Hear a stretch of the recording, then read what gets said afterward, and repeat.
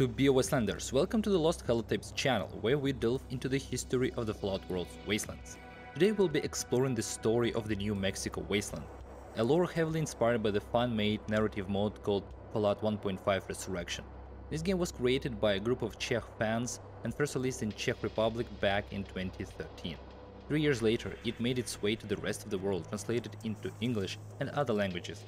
The mod received high praise from the gaming community and was even nominated for the Best Fan-Made Game of the Year at the SXSW Gaming Awards ceremony in 2017. It also garnered favorable reviews from Czech gaming publications and earned its own Wikipedia page. Quite the mark of the prestige and significance for a fan-made project, wouldn't you say? The events of the game take place in the year 2170 and revolve around the story of a struggle of a stranger who lost his memory against a local cult of ghouls. These ghouls pose a threat to the region, attacking settlements and kidnapping people to use them in a machine capable of restoring human appearances to ghouls. Please don't forget to like, subscribe and leave a comment for this video. You will help others find this awesome channel and you'll make me happy, you know. Alright, let's hop on the vertibird and fly to New Mexico. The New Mexico Wasteland is located within the territory of the pre-war US state of the same name, currently determining its exact boundaries as well as those of its neighboring wastelands is quite challenging. For now, let's assume that the wasteland's northern border runs along the San Juan Mountains, adjacent to the Colorado Wasteland. To the west lies the Sonora Wasteland, while its eastern border connects with the Texas Wasteland. The southern limits are defined by the Puerco, San Jose and Rio Grande rivers, as well as the Sacramento Mountains. Let's start exploring the wasteland with the vaults. Vault 16, situated beneath Albuquerque, was designed to have two overseers, one male and one female, to observe how the vault's inhabitants would react to political power struggle combined with gender differences. Then there is Vault 53. Its experiment involved constant equipment malfunctions every few months to study the stress levels of its residents. According to Fallout New California, this vault is also located in Albuquerque. In the vicinity of Los Alamos, there is an underground military research base, a nuclear testing site. During the bombing, scientists sought refuge within the complex. On October 23rd of 2077, the world went up in flames. Let's explore the post-war years of the region. In 2077, not all scientists took shelter in the Los Alamos complex. Some of them left as soon as the opportunity arose and headed north to Mesa Verde Park. There they discovered the iconic cliffside Indian village you've probably seen in pictures. With them, they had a barely functioning computer powered by a homemade windmill. The power struggle within the Vault 16 led to complications. The Vault's inhabitants divided into two factions, each supporting what they believed to be the most deserving leader. The conflict escalated until the Overseers took an extravagant approach to resolve it. They got married. This action reconciled the Vault, and since then people have lived together in harmony. The Overseers managed to create a monarchy with the ruling Haring-Stilson dynasty, and from that point onward, only members of their family would lead the Vault's administration. As for the scientists locked inside the Los Alamos complex, they began experiencing the consequences of radiation exposure and turned into ghouls. Out of the 1,500 complex workers, only 40 survived the war and subsequent ghoulification. 10 years after the bombs fell, ghouls from the Los Alamos testing site ventured outside and organized an expedition of 12 ghouls, led by William Clark. A year later, he returned home accompanied by a group of 40 ghouls he had found in the wasteland while searching for a safe haven. Of the 11 comrades who set out on the journey with him, none survived. William became the settlement's leader. Having seen the outside world and wanting nothing to do with it, the ghouls, calling themselves the Children of the Wastelands, locked themselves inside the complex, renaming it the Reservation. The computer in Mesa Verde slowly began to fail. Worried about losing all the knowledge and technology they had, the scientists started inscribing various schematics and formulas onto the rocks. Generations later, this rock art became an integral part of the degrading village sculpture. Even their names took on mathematical terms like integral, sum or radian, and in birth every new member was receiving a fortunate number that determined their life. For instance, a person with number 6 would only hunt on the 6th day of the week. However, over the years, the tribe completely forgot its roots and teachings. Thanks to the inscriptions on the rocks, they still know how to operate technology, but the theory behind the processes is beyond their comprehension. The tribe came to be known as the Ciphers. In Fallout of Nevada, you can encounter a family from Vault 53 traveling in a motorhome. From this, we can deduce that the vault was abandoned before 2140. I'd even push the timeline back by at least 3 more years, as the residents did not cross paths with those from Vault 16, who left in 2137. In the fantastic Fallout New Vegas mod Salt Lake Stories, you can encounter a ghoul mechanic and his brother, who left a vault where everything was kept breaking down and needed repairs. hinting that it was Vault 53. Afterward, they settled in the reservation. So, 60 years later after the vault, Vault 16 opens and its inhabitants emerge, led by overseer Theodore Haring Stilson. They establish Vault 16 city on the ruins of Albuquerque, seemingly utilizing their gear. After 11 years of ruling the city, Theodore desired to step down from his position, but his citizens persuaded him to continue as their ruler and granted him the honorary title of Emperor.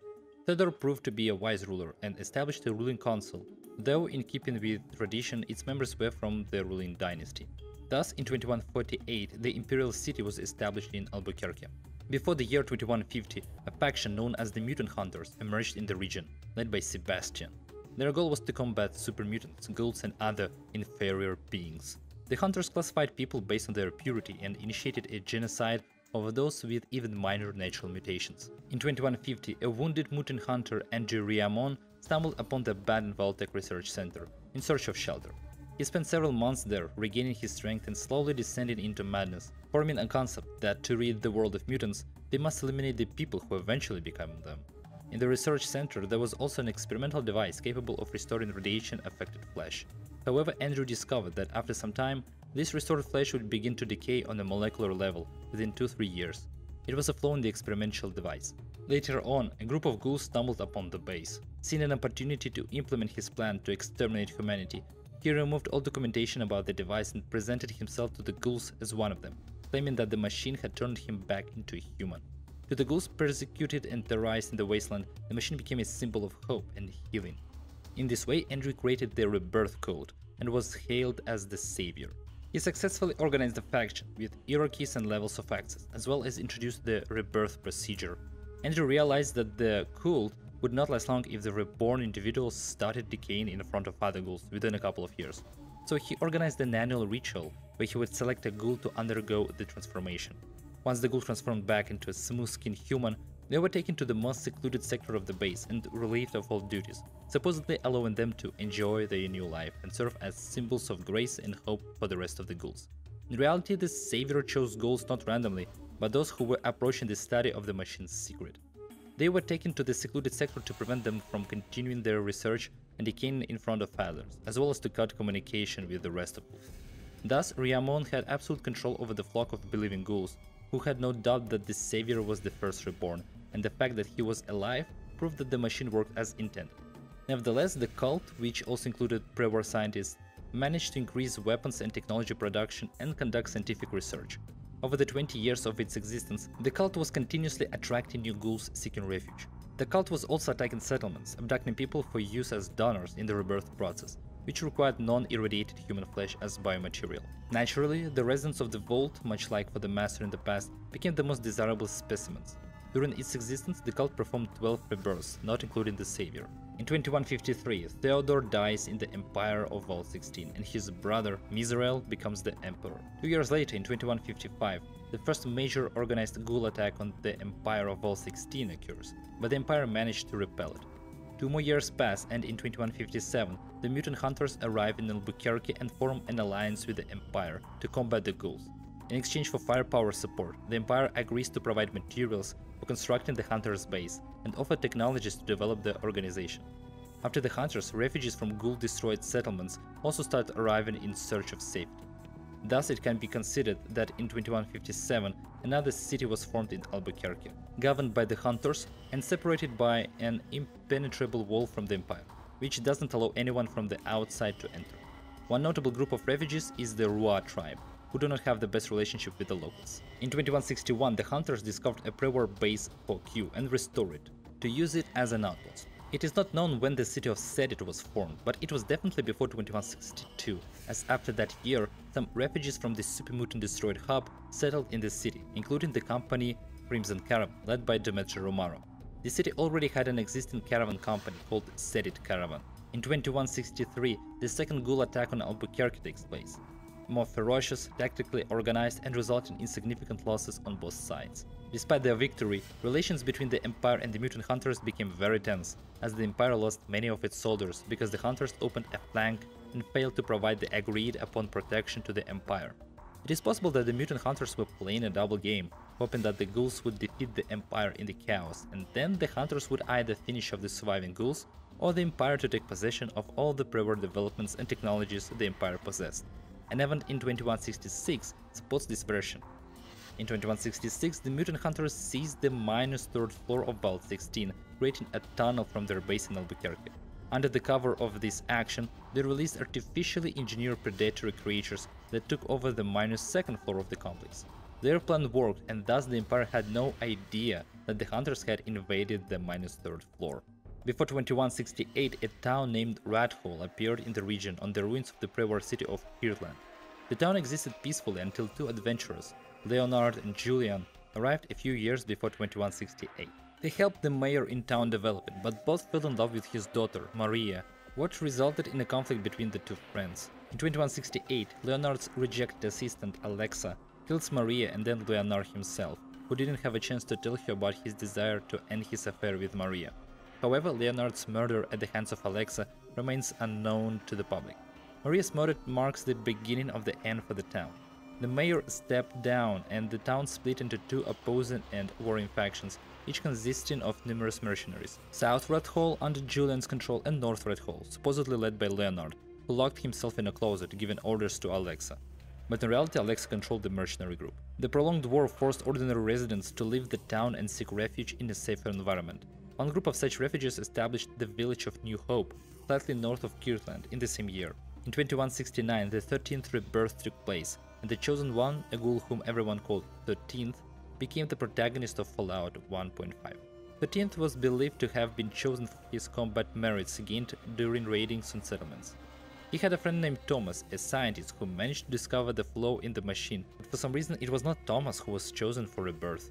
By 2170, there was a third caravan company in Sedit, Frederick's Dream.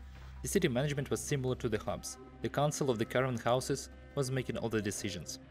In the region, there was also a former suburb of Sedit, now an independent settlement called Lost City.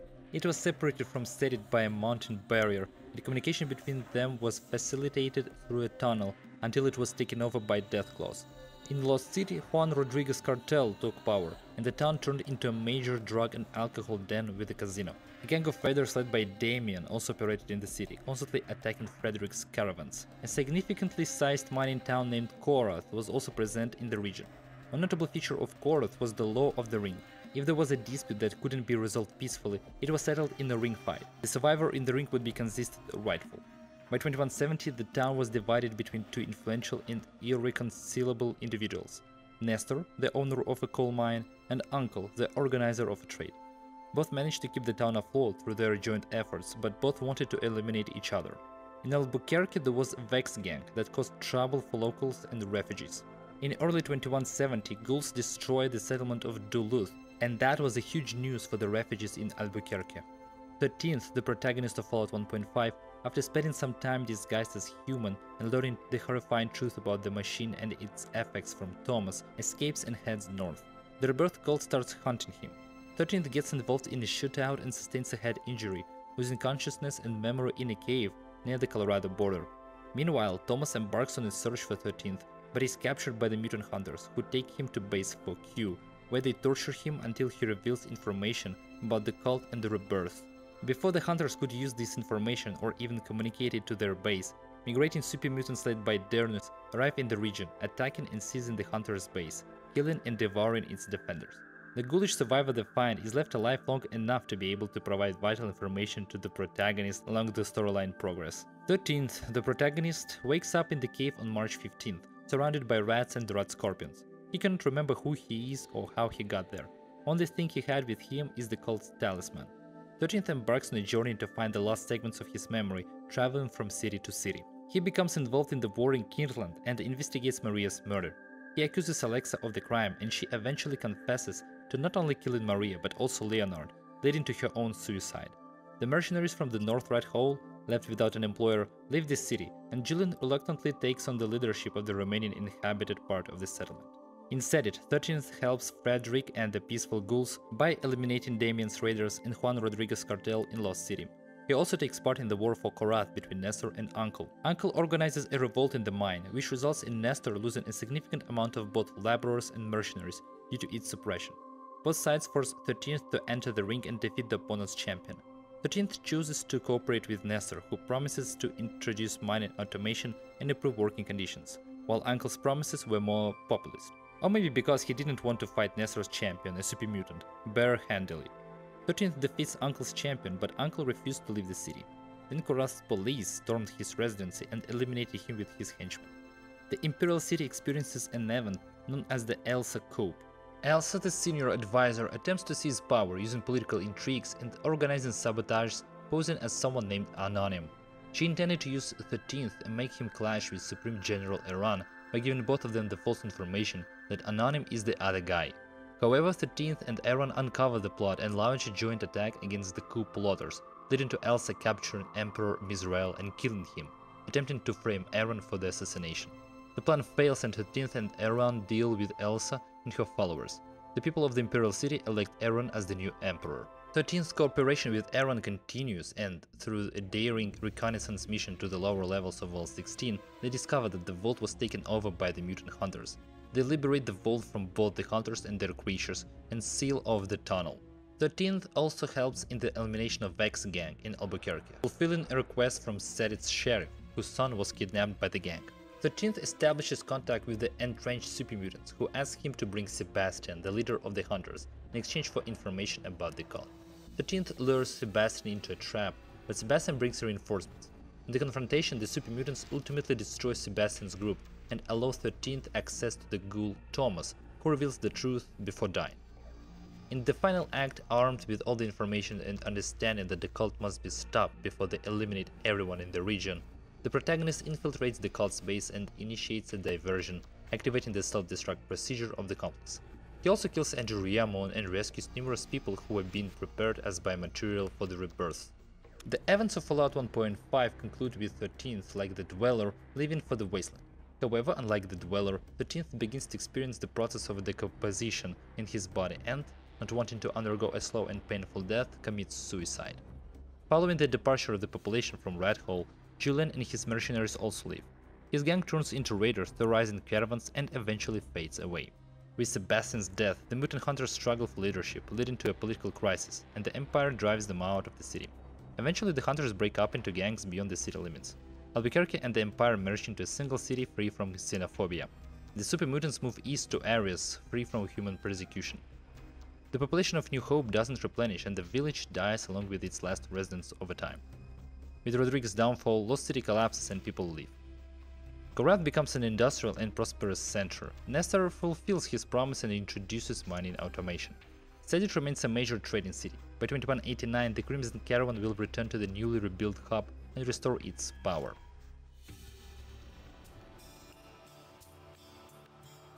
This marks the end of the first stage of the history of the New Mexico Wasteland, marked by the destruction of the Rebirth Code. Thank you for spending the last 20 minutes here listening to these holotapes. If you enjoyed the episode, don't forget to like and subscribe to not miss a new holotape that is coming.